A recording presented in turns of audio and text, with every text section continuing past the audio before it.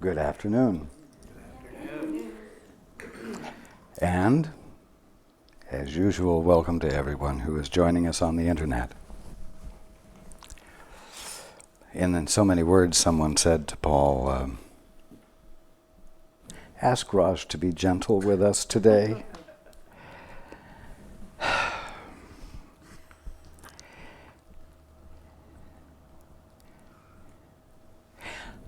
I want to remind you that at every moment you are companioned by mighty companions, if I may put it that way. You are never alone. And in this transfer from one operating system to the other, you have available to you the ready and willing and encouraging support of me, of your guides, and of course, the Holy Spirit, which is nothing more than your right mind.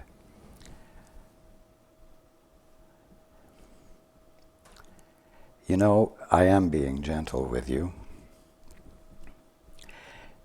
It's just that I'm sharing the simplicity of all of this in a way that makes awakening seem to you to be easier and therefore more unavoidable.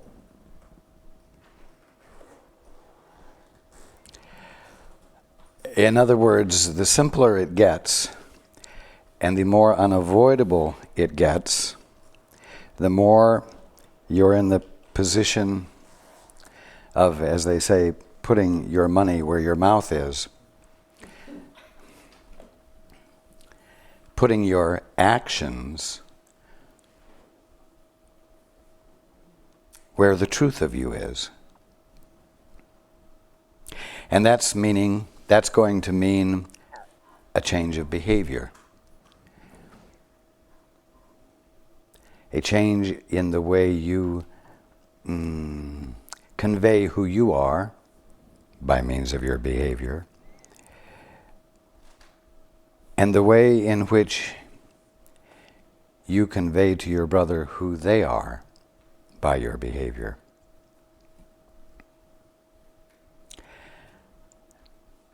The interesting difference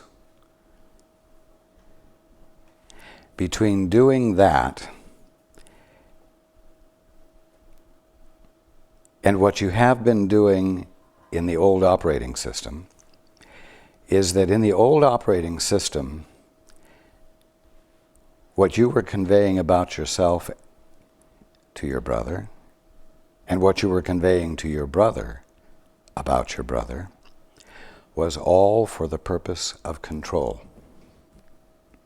was all for the purpose of manipulation.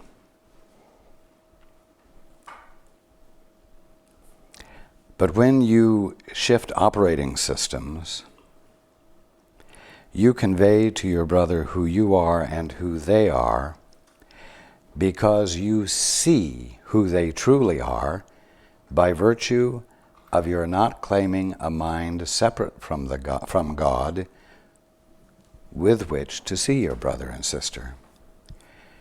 And therefore, your vision of them that you are conveying and your experience of yourself that you are conveying is not for the purpose of control at all, but for the purpose of glorifying truth, for the purpose of glorifying God by expressing no other mind than His.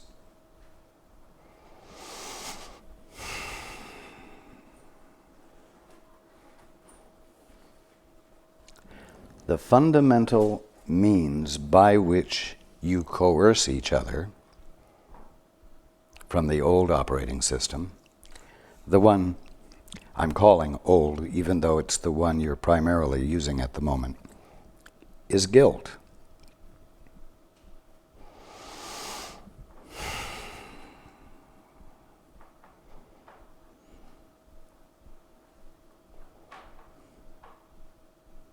Guilt, if you are able to convince another of his or her guilt, is the precursor to judgment and penalty. And that strikes fear in every single one of you.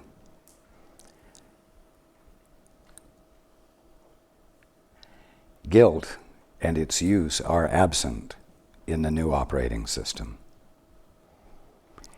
And in a way, that's what makes moving to the new operating system scary.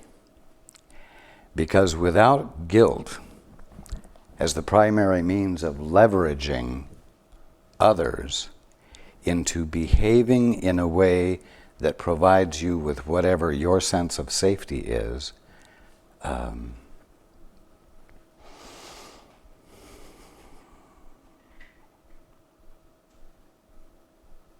will not be available to you from the new operating system. And up until now, the use of guilt has been your only effective means of providing yourself with safety. Therefore, at the bottom line, guilt, according to the old operating system, has been the one effective means of securing your salvation. Do you see?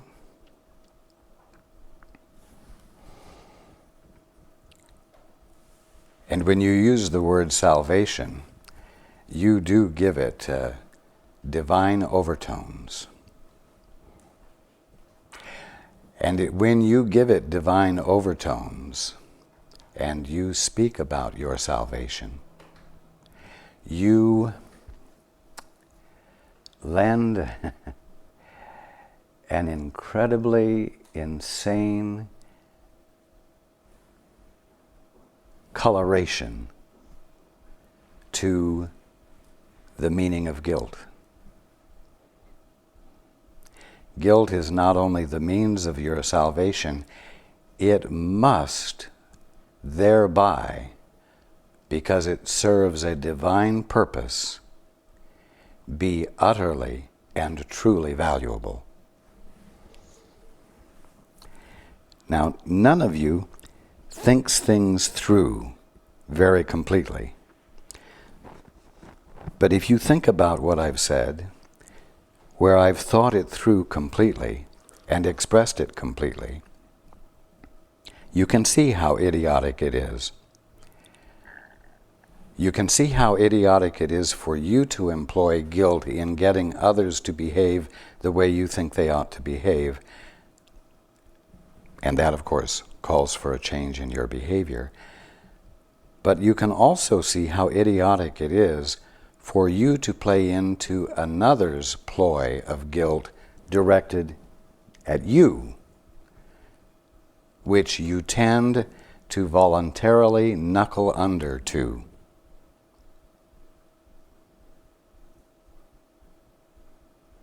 For fear of judgment and penalty.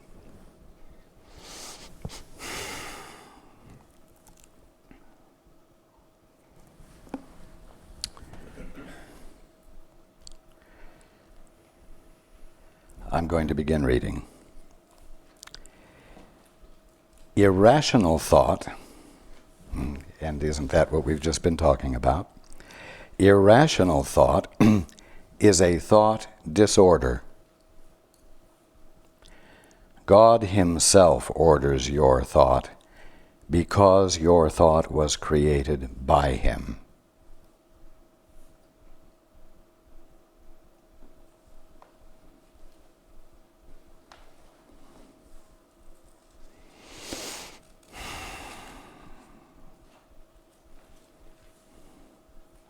Mary Baker Eddy said or wrote, "Angels are God's thoughts passing to man, spiritual intuitions, pure and perfect."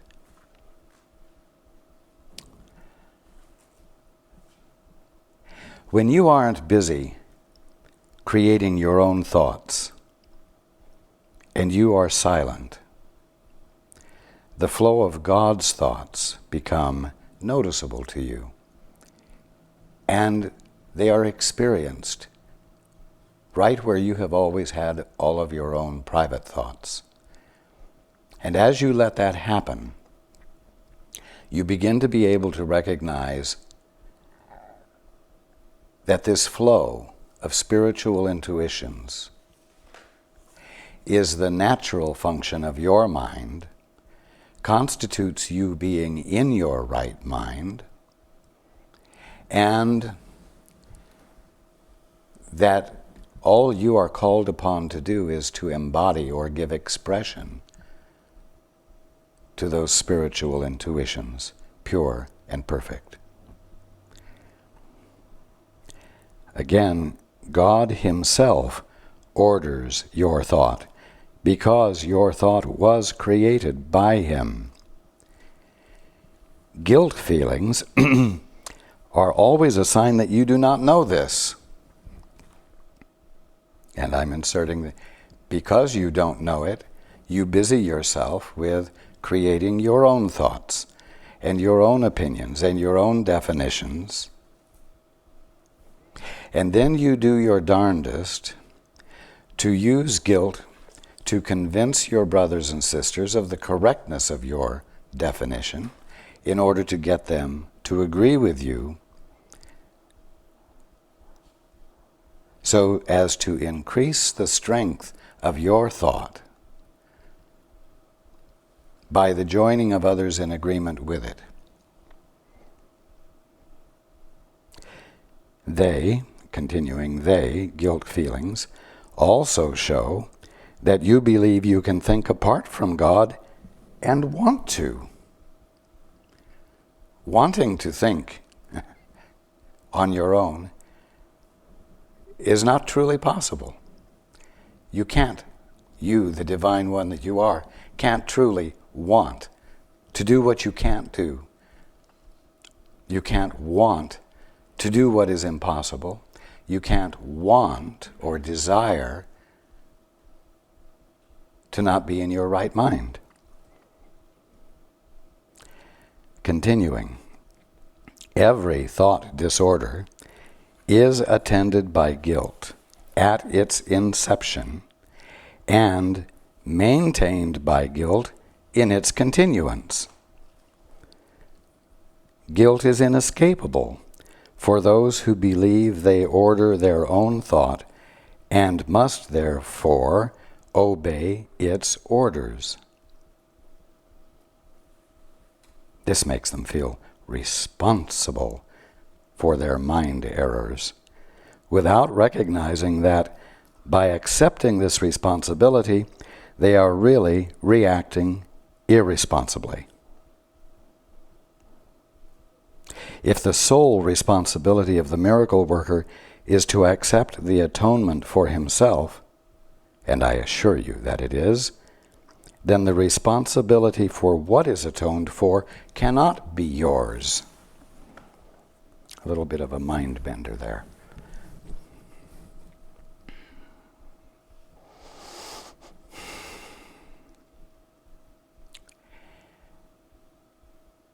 If you are engaging in the disordered thought of using guilt to make others yield to your will,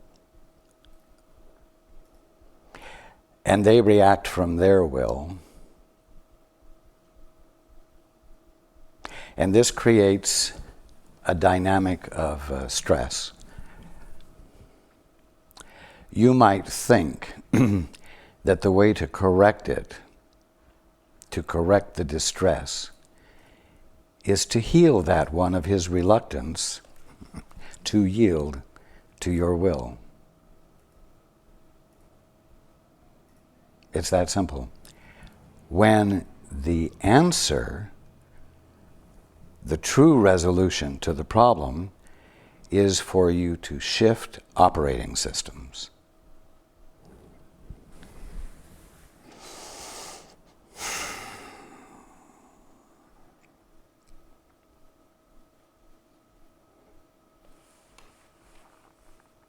That's what constitutes the atonement.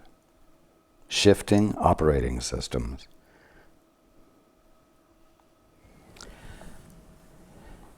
It isn't your responsibility to correct the individual problems. It's your responsibility to shift to the operating system in which the problem doesn't exist, because independent authority doesn't exist. And therefore, coercion never comes into play and never has to be defended against.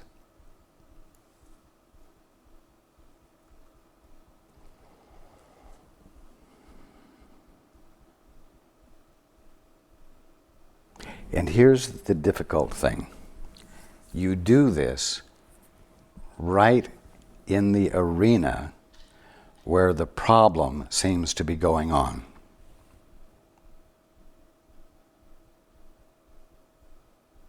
You must shift operating systems so that the messages, the messengers you are sending out to a problematic brother or sister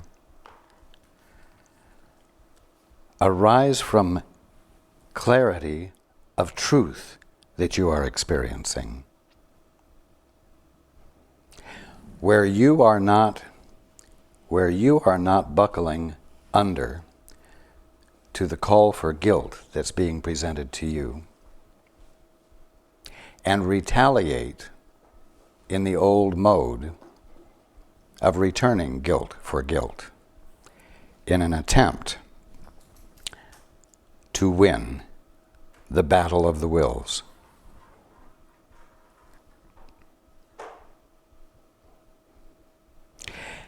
And you must do this even though it feels to you as though you no longer have any authority at all, when authority of the kind you have been used to seems to be being called for and seems to be essential.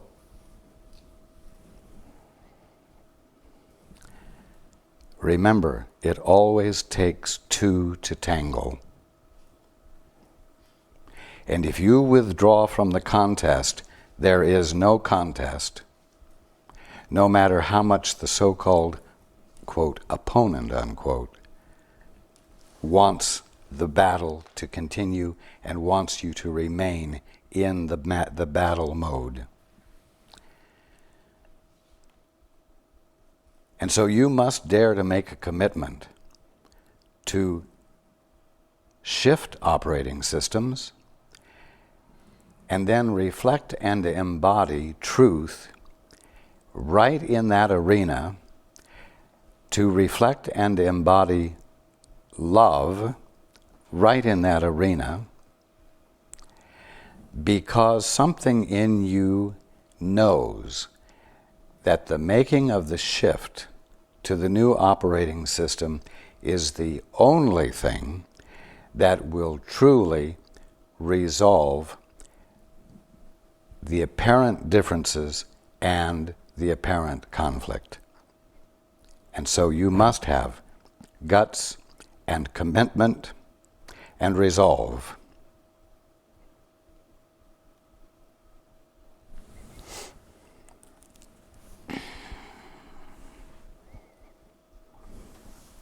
I'm going to take a moment here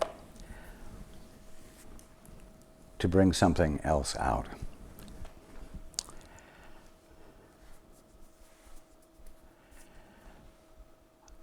We've talked before about the fact that when you got a bill of divorcement from your father and you became fatherless in your own mind, you lost your identity.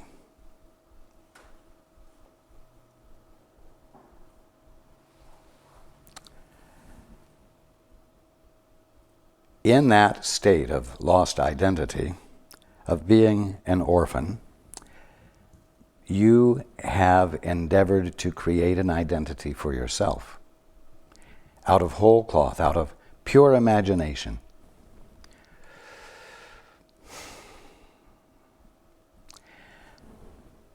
What I want you to very clearly see is that every independent, authoritative act you have engaged in has caused your lack of identity to become even more pronounced. Every overt, willful act of independence has obscured who you are further. Therefore, every act of independence has been an act of self-denial, not an act of self-creation. Do you see? I want you to at least grasp this intellectually. Every willful act of independence has obscured who you are even further. And so the result has been the exact opposite of what you have thought you were attempting to achieve. And the only way in which your identity is going to be re-established in your experience is by your abandoning your very conscious, insistent attempts to be independent.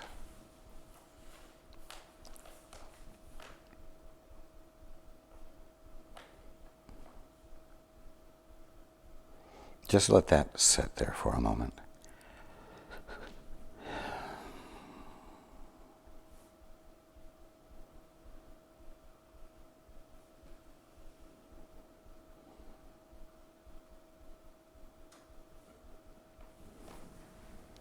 Now, how do you reverse this? You reverse it by saying, in true prayer, Father, help me. You break the isolation, as I've said so many times, by inviting into your space your Father, your guide, the Holy Spirit. You make room for something else with the conscious intent to embrace it and yield to it. Those are the key words. Yield to it. You think that there's the possibility of companioning with others independently, being with others without abandoning your independence. And as long as you are still intent on establishing your independence, you are engaging in the establishment of the further obscuring of who you are from everyone else as well as from yourself, and thus securing the dream of suffering, the experience of misery. It's that simple. And the fact is that joy is your birthright, and it is available to you to be experienced at this instant, at this instant, at this instant, at this instant, every moment. And again, those who companion with you, those of the Brotherhood who are awake, stand fully in support of your experiencing this joy and the peace and the love that it's your birthright to be experiencing in every moment. And to convey to you in every means possible the experience of fearlessness, of comfort in the process of your shifting operating systems.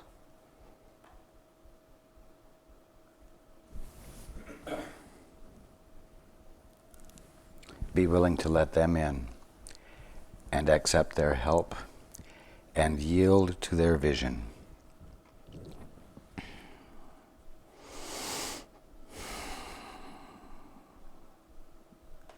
Continuing. The dilemma of guilt feelings, the dilemma cannot be resolved except by accepting the solution of undoing. I'm going to insert the absence of the expression of authority, private, independent authority, which has as its goal the accomplishment of something, the doing of something actual. Continuing, you would be responsible for the effects of all your wrong thinking if it could not be undone.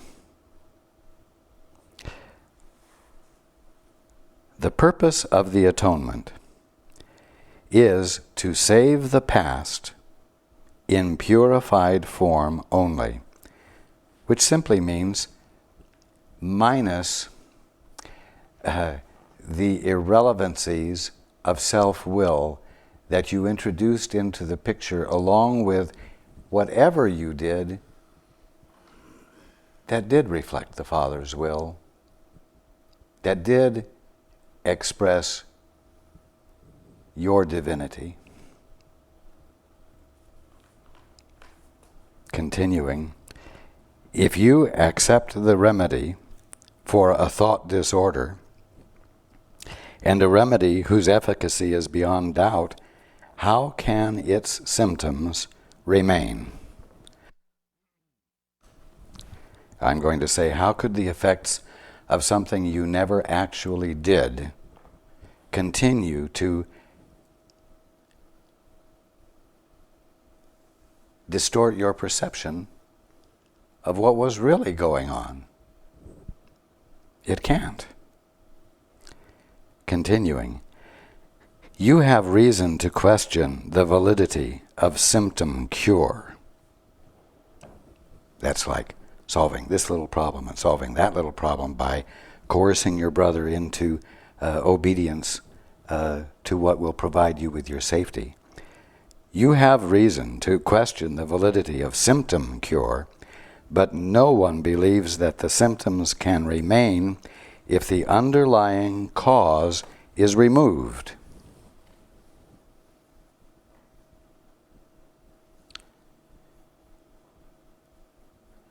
Well, is the underlying cause of your brother's awful behavior the fact that he hasn't learned how to love yet?